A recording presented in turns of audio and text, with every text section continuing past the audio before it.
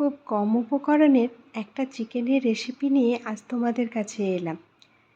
কয়েক টুকরো গোলমরিচ নিয়ে নিয়েছি আমি, তারপরে 1 চামচ মতো জিরে, একটুখানি আদা কুচি, অল্প রসুন কুচি, কয়েকটা কাঁচা লঙ্কা আর একটা পেঁয়াজকে আমি সরু সরু করে কেটে রেখে দিয়েছি।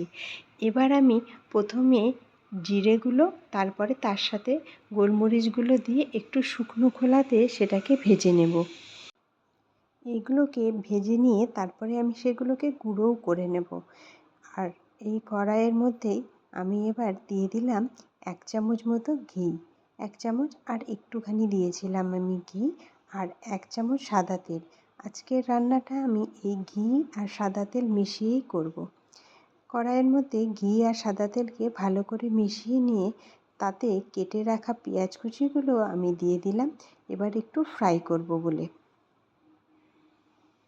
পেঁয়াজগুলো ভাজার সময় আমি সামান্য নুনও দিয়ে দিয়েছিলাম, যাতে পেঁয়াজগুলো ভালো করে ভাজা হয়ে যায়।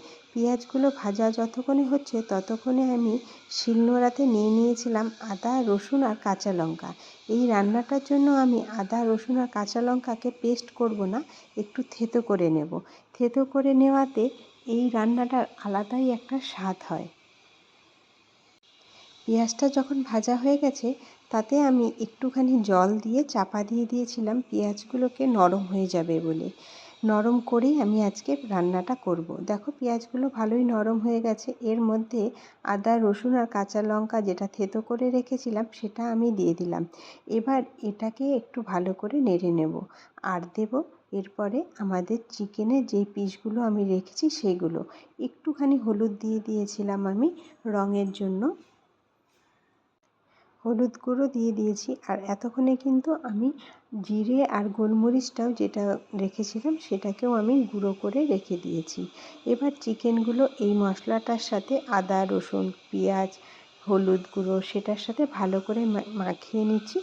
পরিমাণ মতো নুনও দিয়ে দিলাম।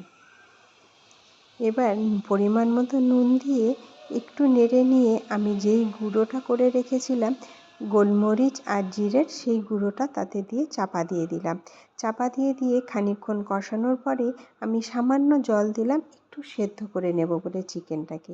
চিকেনের সেদ্ধটা যখন হয়ে এসেছে তখন তাতে ঝরানো টক দই 3 চামচ মতো ভালো করে ফেটিয়ে আমি দিয়ে দিলাম।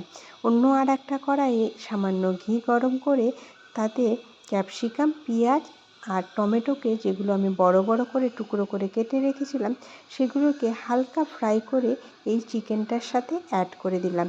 এই মুহূর্তে কিন্তু চিকেনটা একদম সেদ্ধ হয়ে গেছে।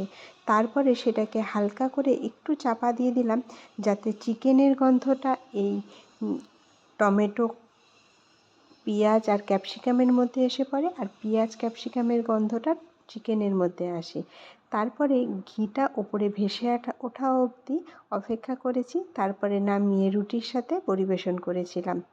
বলো তোমরা আমার রান্নাটা কেমন হলো আজ।